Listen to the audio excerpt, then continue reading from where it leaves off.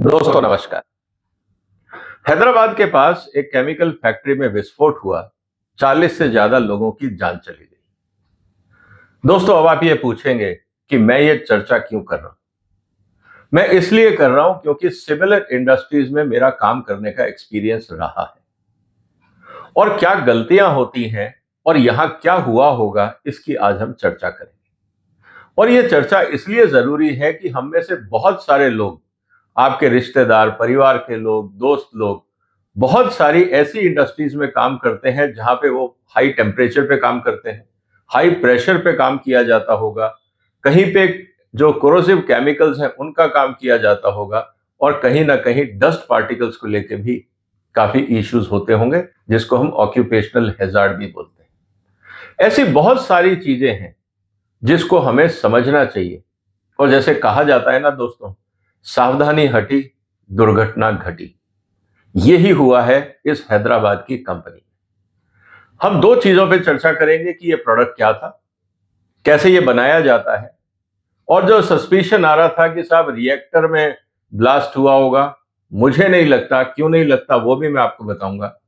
और सबसे इंपॉर्टेंट बात इस पूरे प्रोसेस में कि इस तरह की घटनाओं से बचने के लिए अगर आप इन कंपनियों के एम्प्लॉयज हैं, या आप ऑडिटर्स हैं, इन्वेस्टर्स हैं, इंस्पेक्टर्स हैं, जो भी हैं, आपको थोड़ा तो सजग होना ही पड़ेगा। क्योंकि ये जो फैक्ट्रियां होती हैं, ये एक तरह से आप ये कह सकते हैं कि एक वॉल्केनो होता है। जब तक सब ठीक चल रहा है बहुत बढ़िया है, लेकिन एक गलती बहुत भारी कीमत चुका देती। इस बात को भी समझना पड़ेगा। तो दोस्तों, सवाल क्या है? सवाल ये है कि सिगाचिक फैक्ट्री जो एक केमिकल बनाती थी, जो फूड इंडस्ट्री में यूज होता है, फार्मास्यूटिकल इंडस्ट्री में होता है, और इंपॉर्टेंट चीज क्या है, ये हम रोज खाते हैं। ऐसा नहीं है कि ये जो बना रहे थे कोई बहुत ही ज्यादा टॉक्सिक केमिकल था। डायरेक्टली इनडायरेक्टली हमारी फूड इंडस्ट्रीज के अंदर, हमारी फार्मास्यूटिकल इंडस्ट्रीज में इस तरह के प्रोडक्ट का इस्तेमाल होता है, और ये लीगली परमिटेड है। तो ऐसा नहीं है कि हम कोई जहरीले प्रोडक्ट की बात कर रहे हैं या बहुत ही खतरनाक केमिकल की बात कर रहे हैं। हम बहुत सिंपल प्रोडक्ट की बात कर रहे हैं जो आप और हम खा सकते हैं। लेकिन समस्या क्या थी? फैक्ट्री में आग लगी, 40 के करीब यहां पे आंकड़ा है, बढ़ चुका होगा। लेकिन कारण क्या थे, ये समझ में नहीं आ रहा है। इसी की चर्चा आज हम करेंगे। दोस्तों, इस फोटो को जरा ध्यान से देखिए। ये सिमिलर प्रोडक्ट है, और आप देखेंगे फैक्ट्री के अंदर एकदम विस्फोट जैसी स्थिति है। एक्चुअली यही होता है। इसीलिए इस फैक्ट्री में क्या हुआ, इस फैक्ट्री के आसपास और फिर इस फैक्ट्री में अगर अंदर सीसीटीवी कैमरे लगे हुए हैं, तो उस सीसीटीवी कैमरे का इन्वेस्टिगेशन जरूरी है। आपको बहुत सारी चीजें वहां से मिल जाएंगी। आपको कोई कॉम्प्लिकेटेड इश्यूज यहां नहीं देखना। लेकिन सबसे इंपॉर्टेंट चीज क्या है दोस्तों? हम बात कर रहे हैं माइक्रो क्रिस्टलाइन सेल्यूलोज की। सेल्यूलोज हर प्लांट के अंदर होता है। जितने भी आप वनस्पति देखते हैं, वेजिटेशन देखते हैं, बगैर सेल्यूलोज के वो नहीं बनता है। सेल्यूलोज एक कॉम्प्लेक्स मटेरियल है, क्योंकि वो जो ग्लूकोज जिसको हम खाते हैं, उसको मल्टीपल करके, जिसको हम पॉलीमर बोलते हैं, उसको मिला के जो नेचर है वो सेल्यूलोज बनाती है, जिससे आपके तने बनते हैं, प्लांट बनते हैं, बाकी जो भी चीजें हैं। जो आपको उसमें एक फाइबर दिखता है वो एक्चुअली सेल्यूलोज है। अब प्रॉब्लम क्या है कि बॉडी सेल्यूलोज नहीं पचा सकती। ह्यूमन बॉडी, जानवर पचा लेता है। अगर ह्यूमन बॉडी सेल्यूलोज पचा लेती तो दुनिया के अंदर फूड क्राइसिस कभी नहीं होता। क्योंकि आप फिर कुछ भी खा लेते हैं, जैसे जानवर खाते हैं घास फूस, आप कुछ भी खा लेते हैं, हम नहीं खाते। क्योंकि जहां पे सेल्यूलोज की मात्रा ज्यादा होती है, वो बॉडी हमारी उसको डाइजेस्ट नहीं कर पाती। ये एक साइंटिफिक इंटरेस्टिंग एस्पेक्ट है जिसको हमें समझना होगा। लेकिन उसके फायदे भी हैं। जब डॉक्टर आपको कहता ना कि आपकी डाइट में फाइबर इंक्रीज कर दीजिए, ये मान के चलिए कि डायरेक्टली इनडायरेक्टली वो कह रहा है कि आप अपनी बॉडी के अंदर सेल्यूलोज की मात्रा, फूड की मात्रा में, जो फूड के अंदर सेल्यूलोज की मात्रा है, आप उसको इंप्रूव करिए। क्योंकि जब बॉडी जब सेल्यूलोज को डाइजेस्ट नहीं कर पाती, तो वो इंटेस्टाइन में एक ब्रश का काम करता है, और उसको साफ करके, आपके इंटेस्टाइन को साफ करके, और फीकल मटेरियल में बाहर आ जाता है। इसीलिए फाइबर आपकी डाइट में जरूरी है। खैर, वो कभी और डिटेल में चर्चा करेंगे। लेकिन यहां हम जो बात कर रहे हैं दोस्तों, वो है माइक्रोक्रिस्टलाइन सेल्यूलोज की एमसीसी। माइक्रोक्रिस्टलाइन का मतलब है छोटे पार्टिकल। अब जैसे ही आप माइक्रोक्रिस्टलाइन की बात करते हो, यहां से रिस्क शुरू हो जाता है, और वो क्या है उसकी हम चर्चा करें। ये व्हाइट और of white odourless tasteless powder है। आपने देखा होगा, अगर सेल्यूलोज नहीं तो नेट पे आप जाके और पढ़ सकते हैं। पार्टिकल साइज है 20 माइक्रोन से 200 micron. It varies with grade. Application के ऊपर डिपेंड करता है कि हम कहां और कैसा इस्तेमाल कर रहे हैं।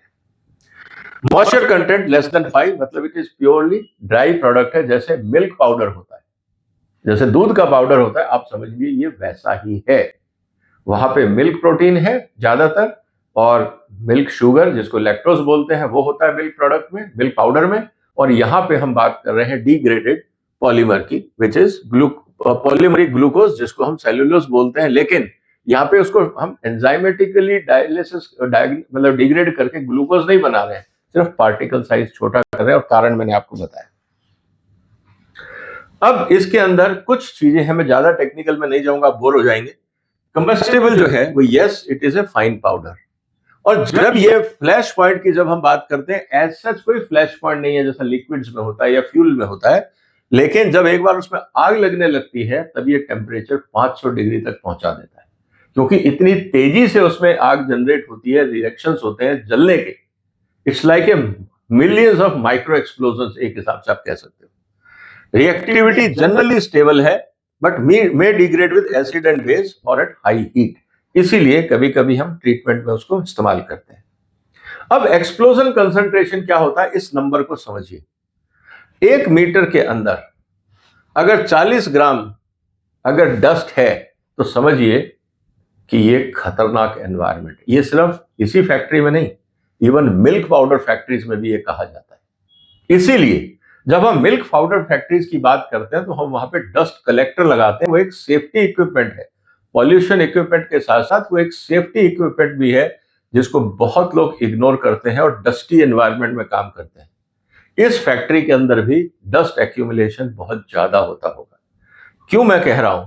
क्योंकि ये फैक्ट्री में काम क्या होता है, जैसे मैंने कहा कि आप कोई भी सेल्यूलोजिक मटेरियल ले सकते हैं, जैसे बगास है, शुगर केन से निकलता है। आप उसको पहले एसिड ट्रीटमेंट देते हैं, फिर एल्कली ट्रीटमेंट देते हैं, क्योंकि इससे जो बाकी मटेरियल है, जो उसमें प्रोटीनियस मटेरियल है या जो उसमें कार्बोहाइड्रेट के दूसरे मटेरियल है, वो सब डाइजेस्ट होकर बाहर निकल जाते हैं, और फिर आपको मिल जाता है basically delignified biomass, which is cellulose. और सेल्यूलोज को माइक्रोक्रिस्टलाइन सेल्यूलोज के लिए डीपॉलीमराइजेशन करना पड़ता है। ये एक प्रोसेस है जिसको मैं आगे एक्सप्लेन करूंगा। और इसके लिए जो ये बोलते हैं कि साहब रिएक्टर था, ये एक टिपिकल रिएक्टर एक ऐसा है, मुझे नहीं लगता इसके अंदर विस्फोट हुआ होगा। आप खुद थोड़ी देर बाद समझ जाएंगे कि मैं क्यों कह रहा हूं। इसका साइंटिफिक रीजन है।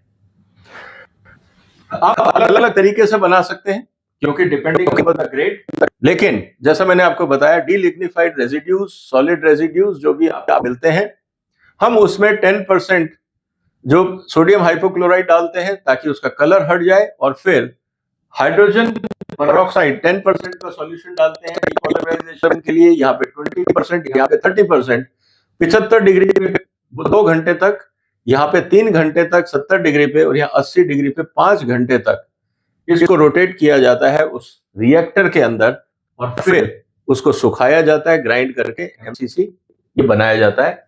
बहुत सिंप्लीफाइड वे में मैंने आपको फ्लो शीट बताया। अब बात करते हैं कि ये एक्सीडेंट हुआ क्यों। स्टेबिलिटी, जैसे हम बात करते हैं स्टेबल अंडर नॉर्मल कंडीशन, कोई दिक्कत नहीं है। It is like a milk powder. जैसे आपके घर में मिल्क पाउडर होता है, शुगर होता है, नमक होता है, ऐसे आप इसको रख सकते हैं, कोई खतरा नहीं है। Absolutely stable product. Incompatibility, strong oxidizing agent और हाईली एल्कलाइन और एसिड मटेरियल के साथ आप इसको दूर रखिए, नहीं तो क्या होता है, इसमें एक्सोथर्मिक रिएक्शन शुरू होती है। एक्सोथर्मिक रिएक्शन मतलब जब ये आपस में रिएक्ट करता है तो हीट जनरेट करता है। अब मैंने आपको पहले बताया कि हाइड्रोजन पेरोक्साइड का इस्तेमाल होता है, वहां पे एसिड भी इस्तेमाल होता है, एल्कली भी इस्तेमाल होता है इस प्रोसेस में। ये तीनों चीजों के वेपर आपके प्रोसेसिंग एरिया में हो सकते हैं। इसीलिए फैक्ट्रीज में हमेशा वेंटिलेशन बहुत जरूरी है, ताकि किसी भी तरह के ये जो केमिकल्स हैं आपको दिख नहीं रहे हैं, लेकिन आप स्मेल कर सकते हैं। मैं बहुत सारी फैक्ट्रीज में आज भी जाता हूँ और घुसते ही मैं लोगों को कहता हूँ यार आपकी एयर में स्मेल है, जरा एग्जॉस्ट चलाइए। कहते नहीं सर सब ठीक है, क्योंकि वो लोग उसी फैक्ट्री में रहते हैं, उनको समझ ही नहीं आता कि वहां पे कंसंट्रेशन बढ़ गया है। जैसे कहा जाता है ना कि मछली की दुकान में आपको स्मेल आती है, लेकिन जो मछली की दुकान में बैठ के मछली बेच रहा है सुबह से शाम तक, उसको मछली की स्मेल नहीं आती, वो हैबिचुअल हो जाते हैं। यही प्रॉब्लम होती है फैक्ट्रीज के अंदर, कि जो फैक्ट्री मैनेजर्स हैं वो इसलिए केयरलेस हो जाते हैं, उनको लगता है यार कुछ प्रॉब्लम है ही नहीं। इसीलिए हमेशा जो आउटसाइडर आता है, अगर वो कोई आपको इनपुट देता है तो थोड़ा सीरियसली लीजिए, क्योंकि वो चीज आपको नहीं दिख रही है। और ये कॉमन ब्लंडर ज्यादातर फैक्ट्रीज में हमने देखा है। इसके अलावा हैजार्डस डिकम्पोजिशन, फायर और डिकम्पोजिशन में प्रोड्यूस इरिटेटिंग और toxic gases including carbon dioxide, क्योंकि कार्बन मटेरियल है तो कार्बन डाइऑक्साइड होगा। सबसे इंपॉर्टेंट चीज क्या है, अब रिस्क फैक्टर क्या है इस पूरे बिजनेस में, इसको हम समझते हैं। रिस्क फैक्टर है particle size. Finer the particle higher the explosion risk. जैसे मैंने आपको बताया कि 20 माइक्रोन से 200 माइक्रोन तक जितना आप फाइन पार्टिकल पे जाएंगे डस्ट में, उतना वो एक्सप्लोजिव रिएक्शन उसका ज्यादा होता जाएगा। इस बात को ध्यान रखिएगा।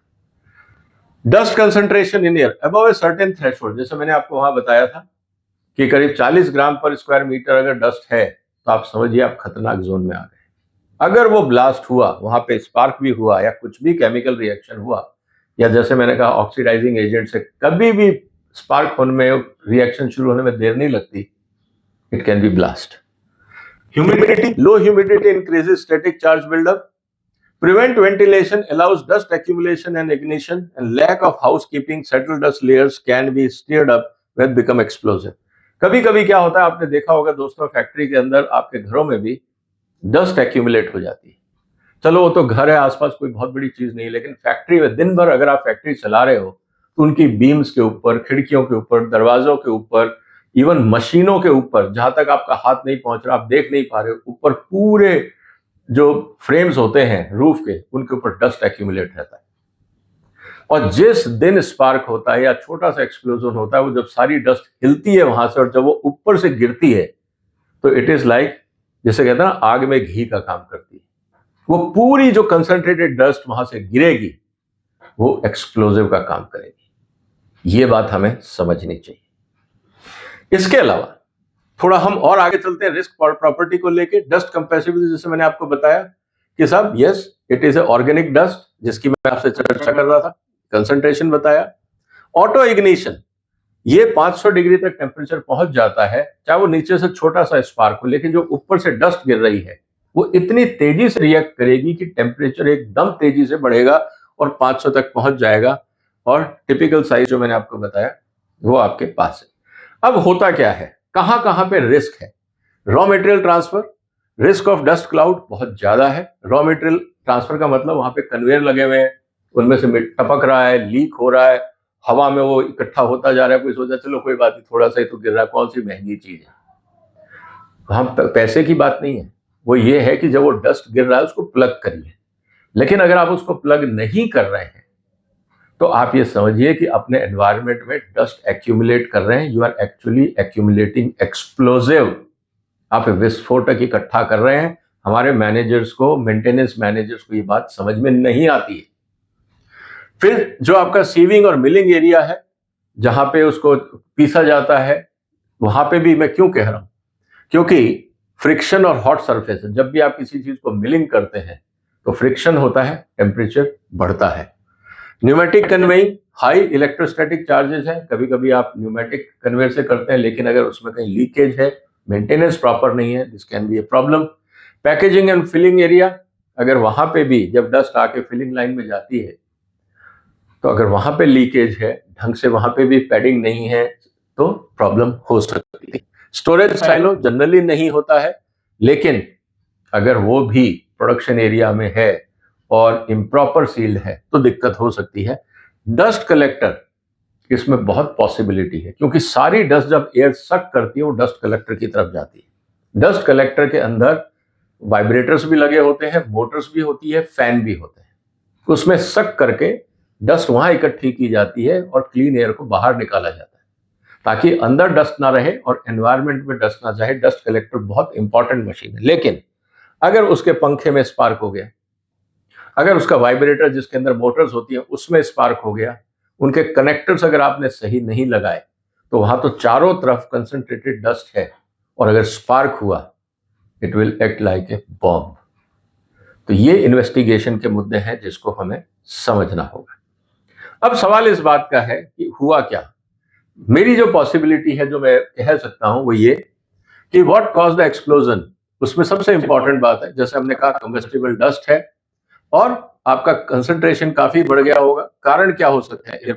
स्पार्क इन मशीनरी मैं आपको बता चुका हूं। हॉट सरफेस, ओपन फ्लेम, अगर कहीं पे कोई बॉयलर है, कोई हीटिंग सिस्टम है, friction and then static electricity, इनमें से कुछ भी हो सकता है और ये डेली होते हैं। इसके अलावा इंटरेस्टिंग और चीज क्या है? डस्ट है, जैसा मैंने बात कर ली। एक और important, spontaneous combustion. Damp cellulose can be a significant fire hazard and it में अंडरगो स्पॉन्टेनियस कंबशन।